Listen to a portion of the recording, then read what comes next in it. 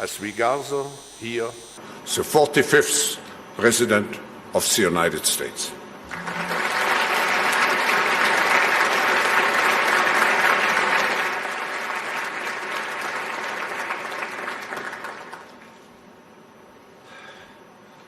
Well, thank you very much, Klaus, and a very special congratulations on your 50th year hosting the annual meeting of the World Economic Forum, a truly amazing achievement. It's an honor to address the distinguished members of this organization for the second time as president. When I spoke at this forum 2 years ago, I told you that we had launched the Great American Comeback. Today, I'm proud to declare that the United States is in the midst of an economic boom, the likes of which the world has never seen before. We've regained our stride, rediscovered our spirit, and reawakened the powerful machinery of American enterprise. America is thriving, America is flourishing, and yes, America is winning again like never before. Just last week alone, the United States concluded 2 extraordinary trade deals, the agreement with China and the United States-Mexico-Canada agreement, the 2 biggest trade deals ever made. They just happened to get done in the same week. These agreements represent a new model of trade for the 21st century, agreements that are fair, reciprocal, and that prioritize the needs of workers and families. America's economic turnaround has been nothing short of spectacular. When I took office 3 years ago, America's economy was in a rather dismal state. Under the previous administration, nearly 200,000 manufacturing jobs had vanished. Wages were flat or falling. Almost 5 million more Americans had left the labor force than had gotten jobs, and more than 10 million people had been added to the food stamp rolls. The experts predicted a decade of very, very slow growth, or maybe even negative growth, high unemployment and a dwindling workforce, and very much a shrinking middle class. Millions of hardworking, ordinary citizens felt neglected, betrayed, forgotten. They were rapidly losing faith in the system. Before my presidency began, the outlook for many nations was bleak. Top economists warned of a protracted worldwide recession. The World Bank lowered its projections for global growth to a number that nobody wanted to even think about. Pessimism had taken root deep in the minds of leading thinkers, business leaders, and policymakers. Yet despite all of the cynics, I had never been more confident in America's future. I knew we were on the verge of a profound economic resurgence if we did things right, one that would generate a historic wave of investment, wage growth, and job creation. I knew that if we unleashed the potential of our people, if we cut taxes, slashed regulations, and we did that at a level that's never been done before in the history of our country in a short period of time, fixed broken trade deals, and fully tapped American energy, that prosperity would come thundering back at a record speed. And that is exactly what we did, and that is exactly what happened. Since my election, America has gained over 7 million jobs, a number unthinkable. I wouldn't say it, I wouldn't talk about it, but that was a number that I had in mind. The projection was 2 million, we did 7, more than 3 times the government's own projections. The unemployment rate is now less than 3.5%, and at 3.5%, that's a number that is the lowest in more than 50 years. The average unemployment rate from my administration is the lowest for any U.S. president in recorded history. We started off with a reasonably high rate.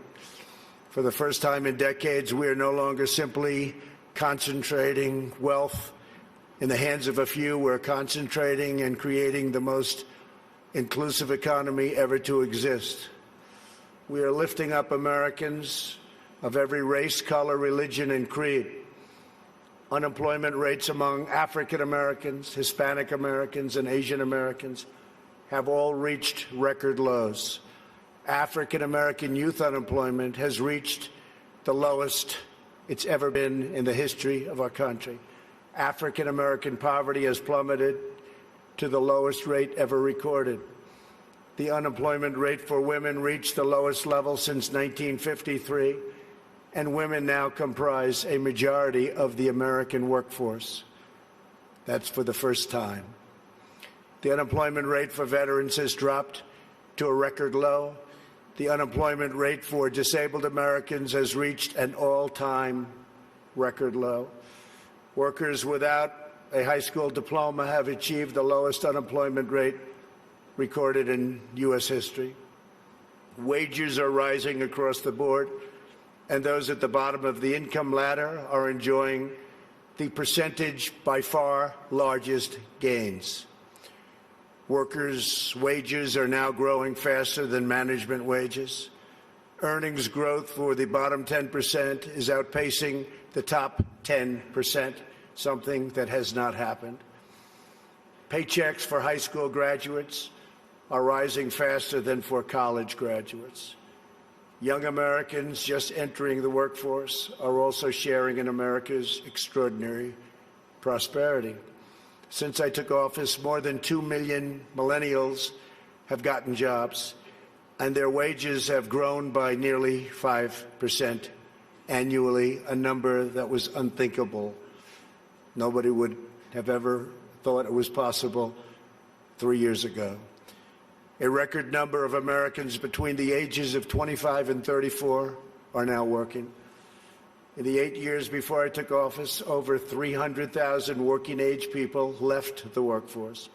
In just 3 years in my administration, 3.5 million people have joined the workforce. 10 million people have been lifted off welfare in less than 3 years. Celebrating the dignity of work is a fundamental pillar of our agenda. This is a blue-collar boom. Since my election, the net worth of the bottom half of wage earners has increased by plus 47%, 3 times faster than the increase for the top 1%. Real median household income is at the highest level ever recorded. The American dream is back, bigger, better, and stronger than ever before. No one is benefiting more than America's middle class. We have created 1.2 million manufacturing and construction jobs, a number also unthinkable. After losing 60,000 factories under the previous 2 administrations, hard to believe when you hear 60,000 factories. America has now gained, in a very short period of time, 12,000 new factories under my administration, and the number is going up rapidly. We'll be beating the 60,000 number that we lost, except these will be bigger, newer, and the latest. Years of economic stagnation have given way to a roaring geyser of opportunity. U.S. stock markets have soared by more than 50% since my election, adding more than $19 trillion to household wealth and boosting 401ks, pensions, and college savings accounts for millions of hardworking families. And these great numbers are many things, and it's despite the fact that the Fed has raised rates too fast and lowered them too slowly. And even now, as the United States is by far the strongest economic power in the world, it's not even close. It was going to be close, but a lot of good things happened to us and some not so good things happened to certain other places. They're forced to compete, and we compete with nations that are getting negative rates, something very new, meaning they get paid to borrow money, something that I could get used to very quickly. Love that. Got to pay back your loan? Oh, how much am I getting? Nevertheless, we still have the best numbers that we've had in so many different areas. It's a conservative approach, and we have a tremendous upside potential when all of the trade deals and the massive deregulation starts kicking in, which will be during this year, especially toward the end of the year. Those trade deals are starting to kick in already. The regulations are kicking in right now. And I see such tremendous potential for the future. We have not even started because the numbers we're talking about are massive. The time for skepticism is over. People are flowing back into our country. Companies are coming back into our country. Many of you who I know are coming back in with your plants and your factories. Thank you very much. America's newfound prosperity is undeniable, unprecedented, and unmatched anywhere in the world. America achieved this stunning turnaround not by making minor changes to a handful of policies, but by adopting a whole new approach centered entirely on the well-being of the American worker. Every decision we make on taxes, trade, regulation, energy, immigration, education, and more is focused on improving the lives of everyday Americans. We are determined to create the highest standard of living that anyone can imagine. And right now, that's what we're doing for our workers, the highest in the world.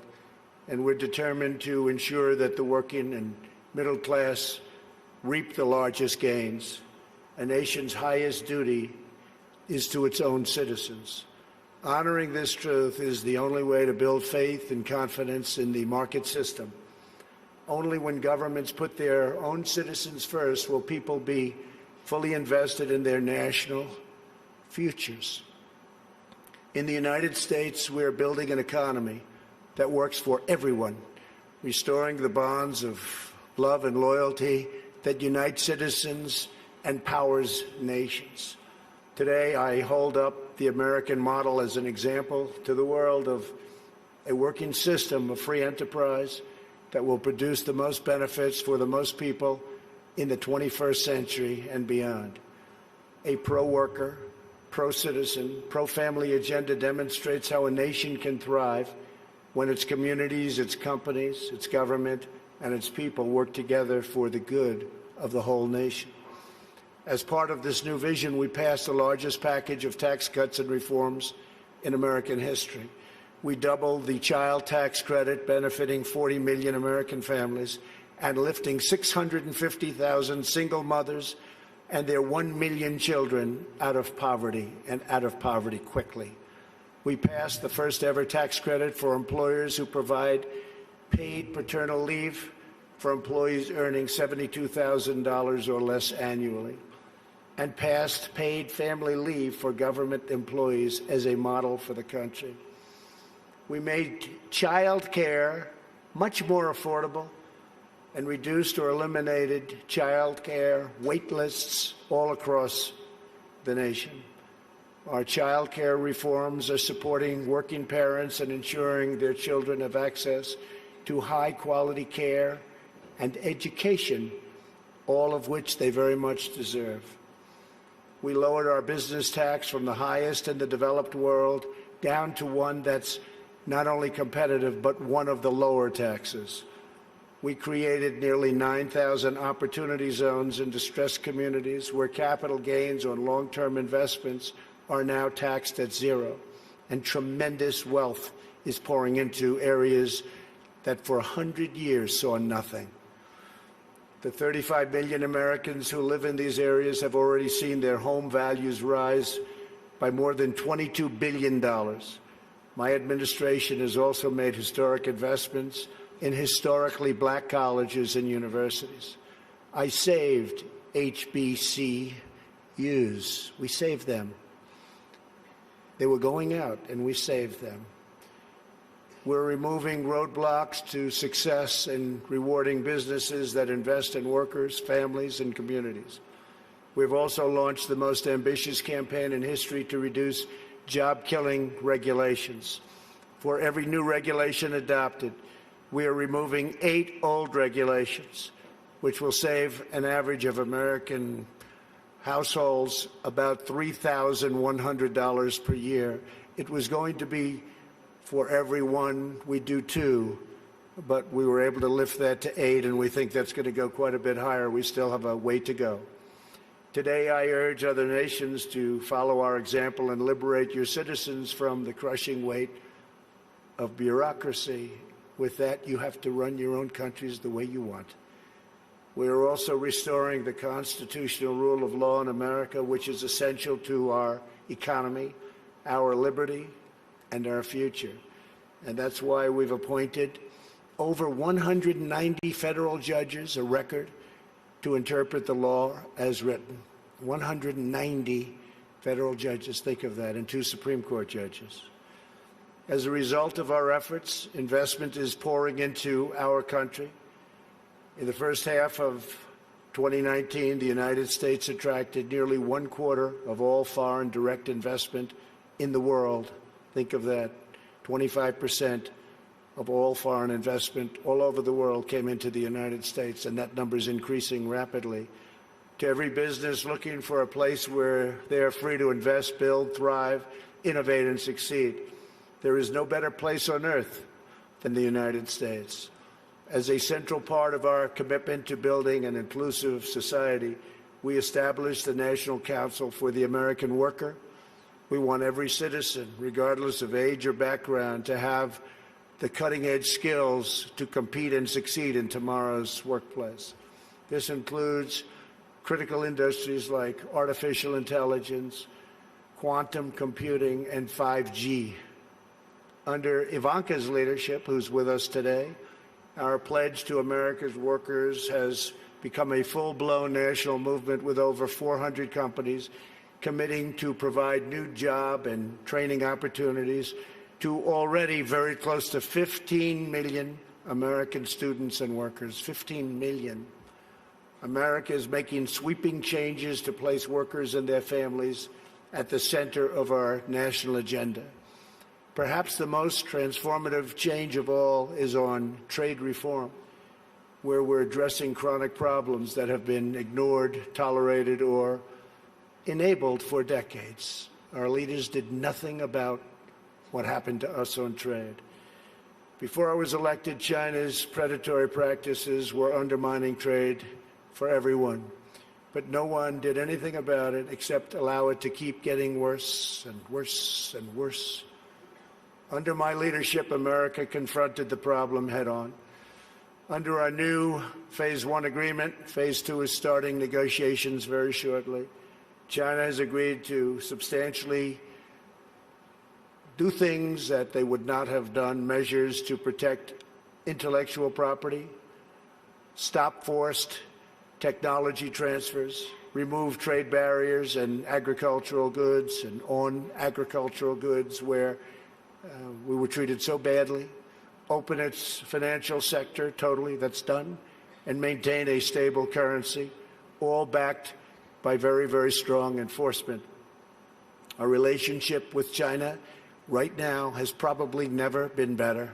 We went through a very rough patch, but it's never, ever been better. My relationship with President Xi is an extraordinary one.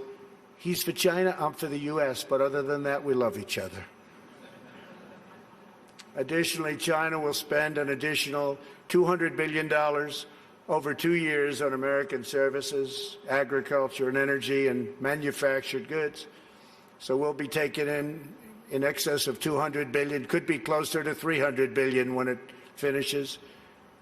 But these achievements would not have been possible without the implementation of tariffs, which we had to use, and we're using them on others too.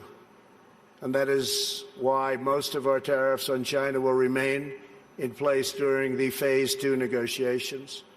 For the most part, the tariffs have been left, and we're being paid billions and billions of dollars a year as a country. As I mentioned earlier, we ended the NAFTA disaster, one of the worst trade deals ever made, not even close, and replaced it with the incredible new trade deal, the USMCA, that's Mexico and Canada. In the nearly 25 years after NAFTA, the United States lost 1 in 4 manufacturing jobs, including nearly 1 in 4 vehicle manufacturing jobs. It was an incentive to leave the country. The NAFTA agreement exemplified the decades-long failures of the international trading system. The agreement shifted wealth to the hands of a few promoted massive outsourcing, drove down wages, and shuttered plants and factories by the thousands. The plants would leave our country, make the product, sell it into our country. We ended up with no jobs and no taxes. Would buy other countries' product. That doesn't happen anymore. This is the wreckage that I was elected to clean up. It's probably the reason I ran for president more than any other thing, because I couldn't understand why we were losing all of these jobs to other countries at such a rapid rate. And it got worse and worse, and I think it's probably the primary reason that I ran, but there are other reasons also. And to replace with a new system that puts workers before the special interests, and the special interests will do just fine, but the workers come first. Our brand new USMCA is the result of the broadest coalition ever assembled for a trade agreement. Manufacturing, agriculture, and labor all strongly endorsed the deal. And as you know, it just passed in Congress overwhelmingly. It shows how to solve the 21st century challenge we all face, protecting intellectual property, expanding digital trade, reshoring lost jobs, and ensuring rising wages and living standards. The United States has also concluded a great new trade deal with Japan, approximately $40 billion, and completely renegotiated our deal with South Korea. We're also negotiating many other transactions with many other countries, and we look forward to negotiating a tremendous new deal with the United Kingdom. Have a wonderful new prime minister and wants very much to make a deal, as they say. To protect our security and our economy, we are also boldly embracing American energy independence. The United States is now by far the #1 producer of oil and natural gas anywhere in the world, by far. It's not even close. While many European countries struggle with crippling energy costs, the American energy revolution is saving American families $2,500 every year in lowering electric bills, and numbers that people said couldn't happen. And also, very importantly, prices at the pump. We've been so successful that the United States no longer needs to import energy from hostile nations.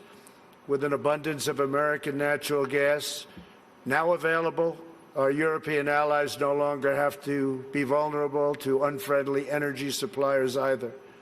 We urge our friends in Europe to use America's vast supply and achieve true energy security. With U.S. companies and researchers leading the way, we are on the threshold of virtually unlimited reserves of energy, including from traditional fuels, LNG, clean coal, next-generation nuclear power, and gas hydrate technologies. At the same time, I'm proud to report the United States is among the cleanest air and drinking water on Earth, and we're going to keep it that way. And we just came out with a report that at this moment, it's the cleanest it's been in the last 40 years. We're committed to conserving the majesty of God's creation and the natural beauty of our world. Today, I'm pleased to announce the United States will join 1 Trillion Trees initiative being launched here at the World Economic Forum. 1 trillion trees. And in doing so, we will continue to show strong leadership in restoring, growing, and better managing our trees and our forests. This is not a time for pessimism. This is a time for optimism. Fear and doubt is not a good thought process, because this is a time for tremendous hope and joy and optimism and action. But to embrace the possibilities of tomorrow, we must reject the perennial prophets of doom and their predictions of the apocalypse. They are the heirs of yesterday's foolish fortune tellers, and I have them, and you have them, and we all have them. And they want to see us do badly, but we don't let that happen. They predicted an overpopulation crisis in the 1960s, mass starvation in the 70s, and an end of oil in the 1990s. These alarmists always demand the same thing: absolute power to dominate, transform, and control every aspect of our lives. We will never let radical socialists destroy our economy, wreck our country, or eradicate our liberty. America will always be the proud, strong, and unyielding bastion of freedom. In America, we understand what the pessimists refuse to see: that a growing and vibrant market economy focused on the future lifts the human spirit and excites creativity strong enough to overcome any challenge by far. The great scientific breakthroughs of the 20th century, from penicillin to high-yield wheat to modern transportation and breakthrough vaccines, have lifted living standards and saved billions of lives around the world, and we're continuing to work on things that you'll be hearing about in the near future, that even today, sitting here right now, you wouldn't believe it's possible, that we have found the answers. You'll be hearing about it, but we have found answers to things that people said would not be possible, certainly not in a very short period of time. But the wonders of the last century will pale in comparison to what today's young innovators will achieve, because they are doing things that nobody thought even feasible to begin. We continue to embrace technology, not to shun it. When people are free to innovate, millions will live longer, happier, healthier lives. For 3 years now, America has shown the world that the path to a prosperous future begins with putting workers first, choosing growth, and freeing entrepreneurs to bring their dreams to life. For anyone who doubts what is possible in the future, we need only look at the towering achievements of the past. Only a few hundred miles from here are some of the great cities of Europe, teeming centers of commerce and culture. Each of them is full of reminders of what human drive and imagination can achieve. Centuries ago, at the time of the Renaissance, skilled craftsmen and laborers looked upwards and built the structures that still touch the human heart. To this day, some of the greatest structures in the world have been built hundreds of years ago. In Italy, the citizens once started construction on what would be a 140-year project, the Duomo of Florence. Incredible place. While the technology did not yet exist to complete their design, city fathers forged ahead anyway, certain that they would figure it out someday. These citizens of Florence did not accept limits to their high aspirations, and so the Great Dome was finally built. In France, another century-long project continues to hold such a grip on our hearts and our souls that even 800 years after its construction, when the Cathedral of Notre Dame was engulfed in flames last year, such a sad sight to watch, unbelievable sight, especially for those of us that considered it one of the great monuments and representing so many different things. The whole world grieved. Through her sanctuary now stands scorched and charred, and a sight that's hard to believe. When you got used to it, to look at it now, hard to believe. But we know that Notre Dame will be restored magnificently. The great bells will once again ring out for all to hear, giving glory to God and filling millions with wonder and awe.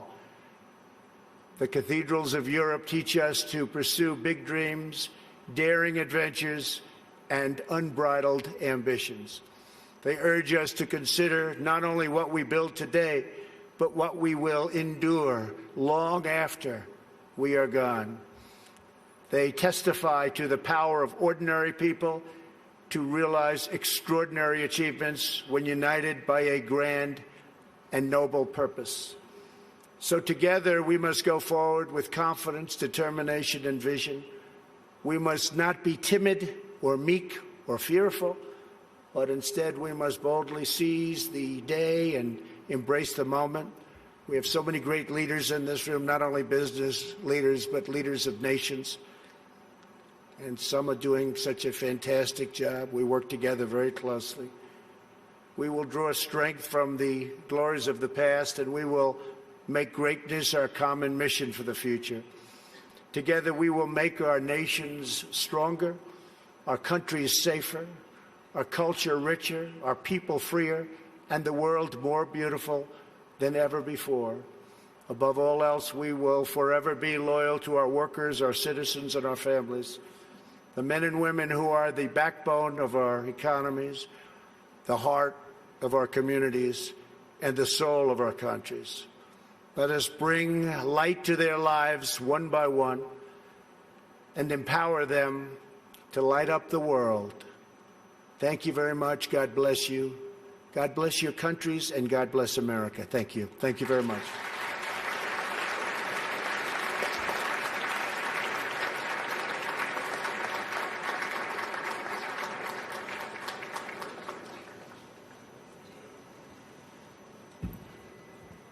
Mr. President, thank you for.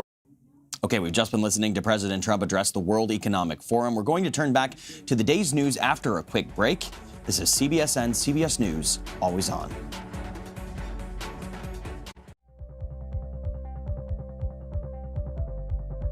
You can watch CBSN 24/7. We've got an amazing story to share with you. Let's talk about the latest developments. There's so many levels to this. We have a CBS News exclusive. Fires in California. What happens next, and how does it all play out? We are on a mission with NASA. I understand you have some breaking news. It's not over yet, is the bottom line. This is a massive operation. It's quite an adventure here at CBSN. It's been a day. Wow. That's not normal.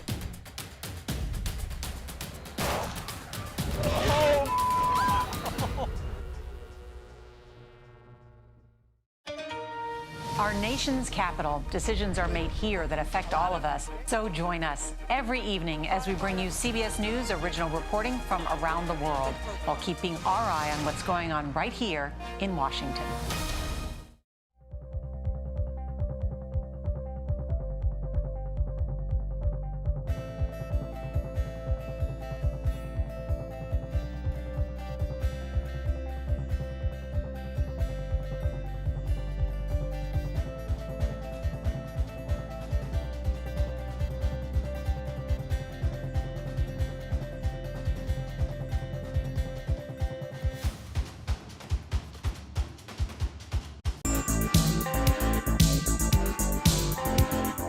The 2020 census starts today in a remote part of Alaska. The first count will be held in the island village of Toksook Bay. The census always starts in remote areas of Alaska out of tradition and necessity. It's easier for census workers to travel on frozen ground now than after the spring thaw. Plus, they're likely to get more residents because they tend to leave for hunting and fishing after the thaw. A New Hampshire dad kills a coyote with his bare hands, and hospitals may be sharing your records. Those are some of the headlines on the morning newsstand. The Wall Street Journal reports hospitals are giving tech giants access to detailed patient medical records. Microsoft, IBM, and Amazon have been given the ability to access identifiable patient information under deals allowing them to crunch millions of health records.